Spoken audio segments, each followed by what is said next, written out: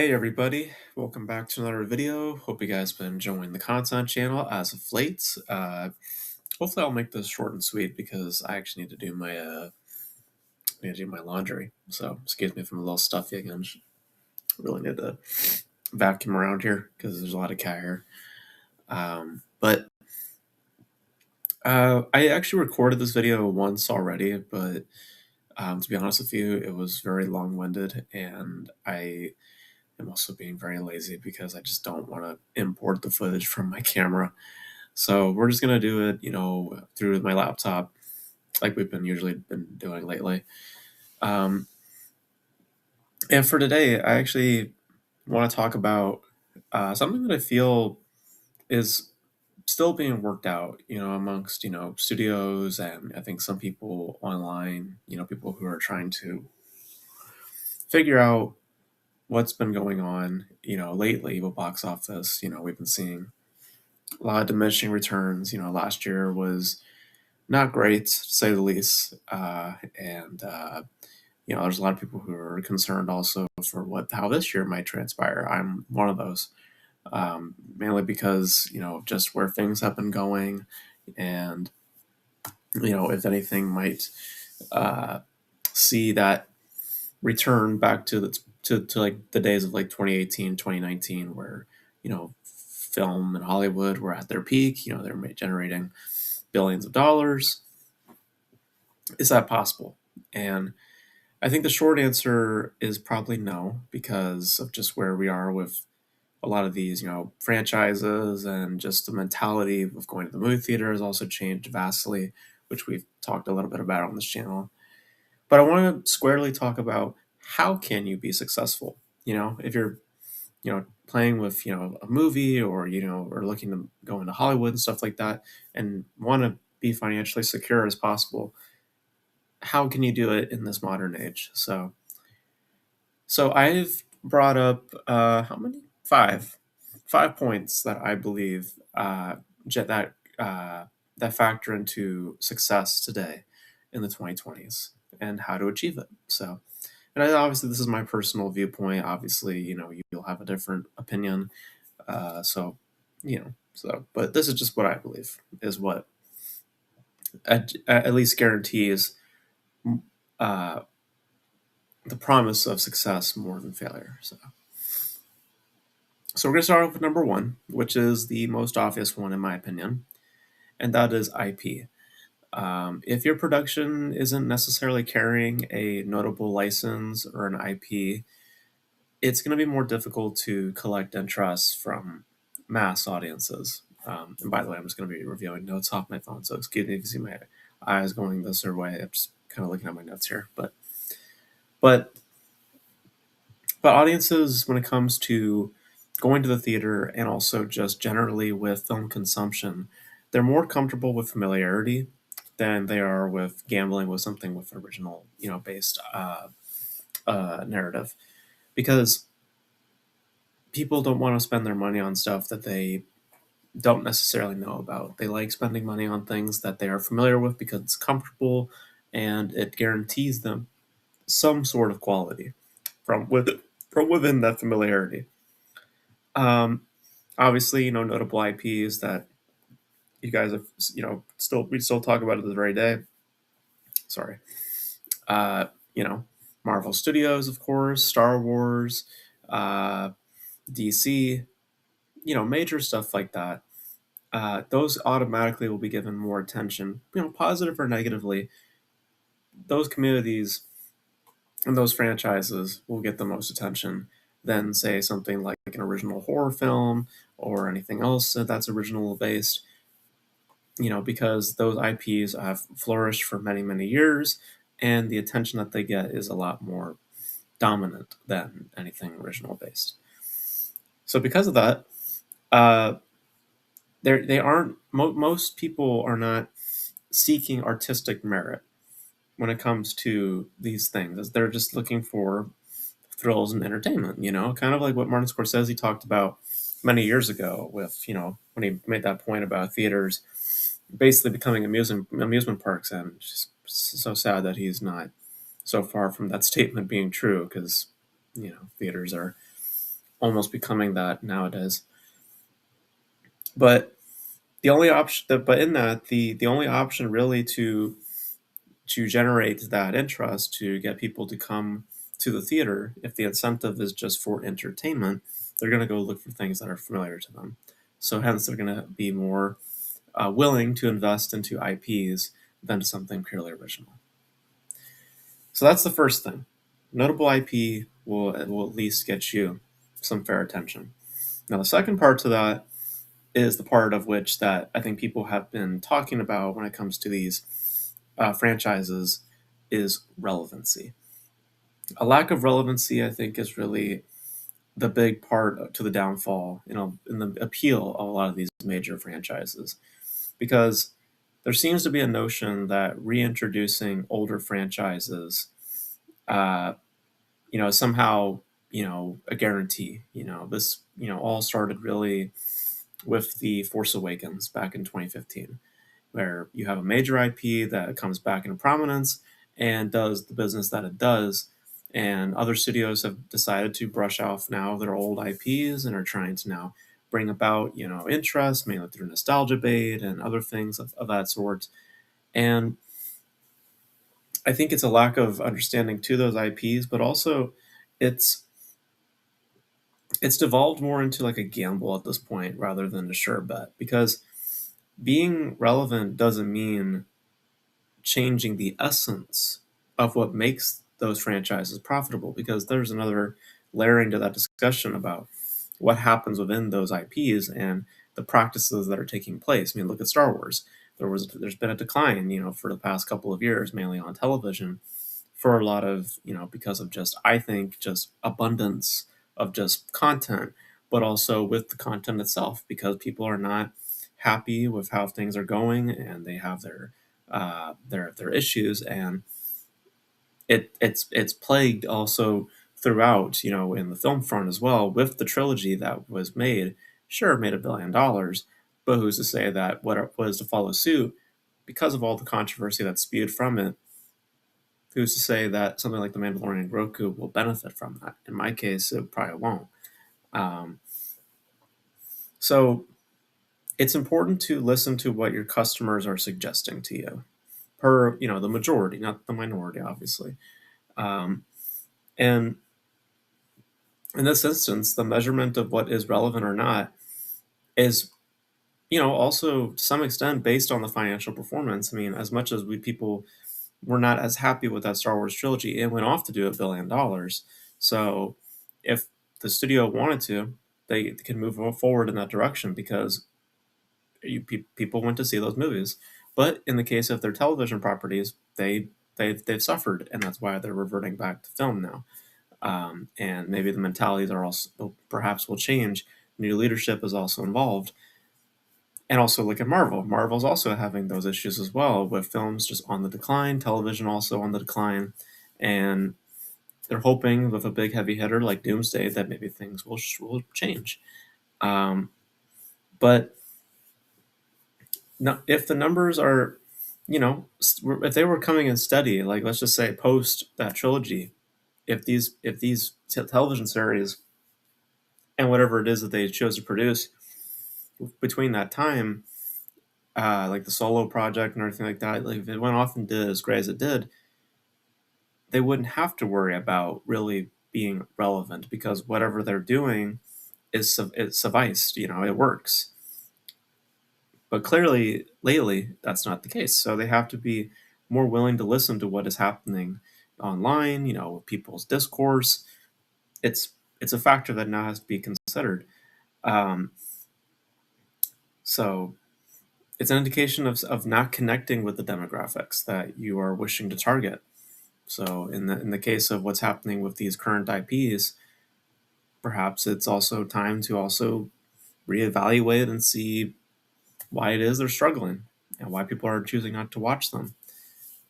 So being relevant in the fact of what is being talked about online, and looking and seeing from there where you can make improvements to get your customers to come back and want to buy your product. So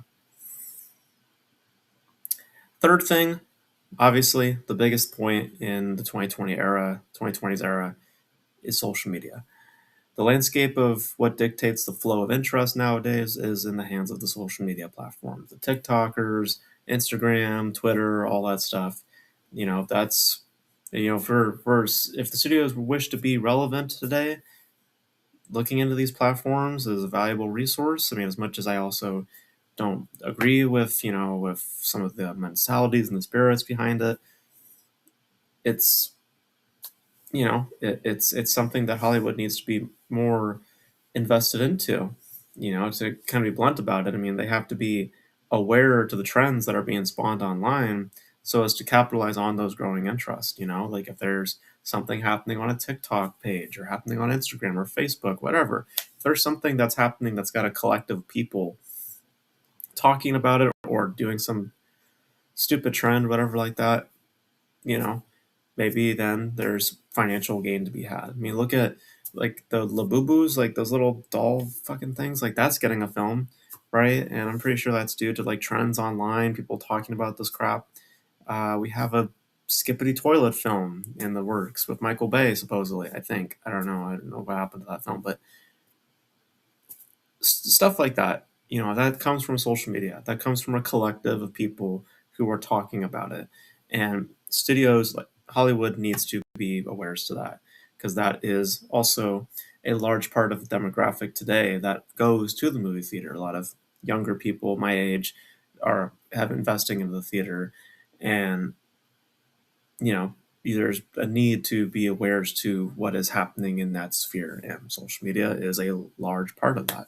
So, but it's important to also consider, like in that vein, it's all important to consider the ratio of followers to the general audience. You have to gauge whether it is more beneficial to cater to those mentalities or if it's potentially creating less possibilities in getting a good return on investment, because that is what's most important here. Which as much as it's good to register and see the demographics, you got to be also aware as to the investment itself and being more considerate to that front as well. And that leads us also to my fourth point about success today, which is investment itself. Because if there's anything killing the box office today, it's the willingness to invest heavily. The willingness to invest heavily. We're talking $200 million or $300 million, and that's not even considering marketing efforts that also get piled on top of these things. It's at this point, it's just blind. It's also arrogant because there's still this notion within studios in Hollywood that the box office is somehow the same prior to 2020, that somehow they can still do that and that there will be results given to them. And on the rare occasion that might seem plausible, but it's rare. We are in the age of streaming, which was brought on by the studios themselves. They were wanting to make that initiative, but then, ultimately the pandemic forced their hand to fast things up, to make things faster. Um, but we're also in a period of growing costs. I mean, just generally, I don't know, politically, I'm not going to get into it, but you guys, it's safe to say, the world is getting expensive. And the theatrical experience is becoming unaffordable for some people because you got tickets that are blowing up to like $20 a piece and concessions on top of that. And if you're taking on a date or whatever like that, it could get you like almost $100, just for one night of one movie to see. Which is why I recommend going on a Tuesday night. Just saying. Um, and they have to be more careful, about what they are willing to watch or just wait for streaming, which is also a lot sooner because of the theatrical window being cut in half so long ago, right? So, in an age of growing cost, the answer shouldn't be an expensive investment. It should not be, oh, let's just do 200 million or let's invest like this. Their costs need to come down. And they need to come down because we need to meet with the audience that is showing up. You have to be able to register and understand that there's this amount of people that are showing up. So when you have an investment that's this high, these people are not going to be able to make that profitable. So you have to come down here in order to meet with them. Hence why things like the first thing probably this year that's probably going to end up turning a profit is a film like Iron Lung, which is, I know, a YouTuber thing and self-funded, but extremely cheap. Little risk involved with that, and it's already looking to make its money back, in the first weekend. So you have to be able to be a little more considerate and not just throw money at that something and hope something sticks. No, you have to be more considerate and you have to be more understanding. And in that, you will probably see more possibility to get a return than, investing so heavily like an Avengers level or Avatar level type of production. You know, I know that the cost of stuff also is expensive. Production itself probably is getting more expensive. Everything's going up, but it's that there's a need to also reassess and to manage the funds, to manage how much you're putting in, because doing as you're doing right now is just gonna like look at the latest Avatar film, Fire and Ash. It's so far it's not done great. Like, it doesn't always guarantee, just because you put all this money in, it doesn't always mean that it's guaranteed. Even the things that were guarantees in the past may, in fact, in the future, not become that. So you have to be more considerate and uh, a lot more careful when it comes to how much you put into these things. And last but not least, obviously, it's an obvious point. It's not, I would say, the most important point, but it's an obvious point, and that is quality. We need to have good product in order for people to come see. I mean, the consensus to a product will derive from what is spoken online. People on social media, the TikTok, and it's all that stuff. They're what dictates ultimately also if people will go see something or not. Or from word of mouth. Uh, all of that is critical for a project to resonate and to succeed. The push for specific reception also is evident within studios. They do want their products to be seen as good because they always got those social media influencers that are always at their premieres, and they'll give like a glowing review, which will undoubtedly be used for advertisements and are paid for their review. And they'll go also interview the cast and stuff like that and blow them up about how the movie's great and all that. You know, those are shills, obviously. But the point being is that it's vital and it's something that is important. Upon the release of a film, is that they want their film to be seen as good and something worth seeing. Um, and the to me, the more clear indication of quality is upon its theatrical or streaming release. Based on those judgments, uh, a film may find less or no further momentum on a financial level, uh, based off of that alone, based off of how people perceive, that release, upon that release.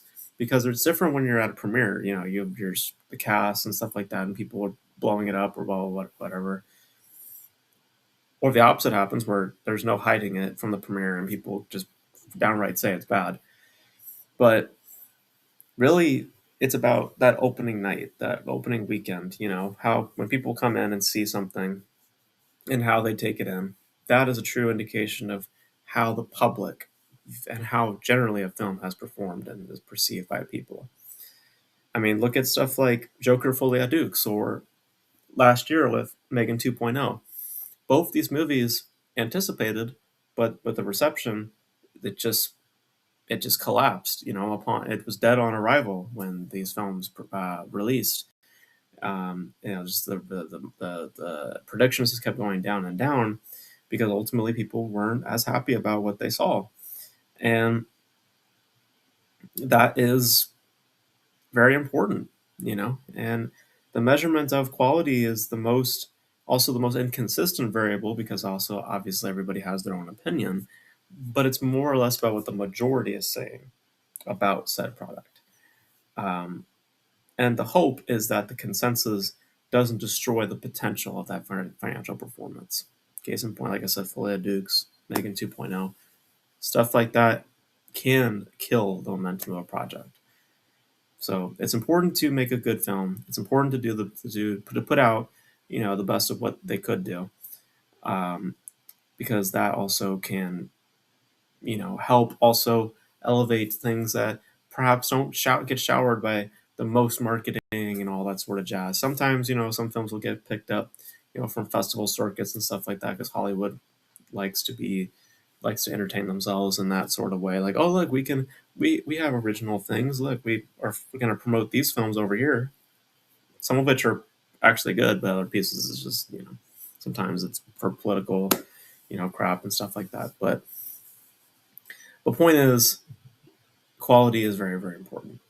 It is very, very important, and it can kill or make for success, both in major fronts and in smaller fronts.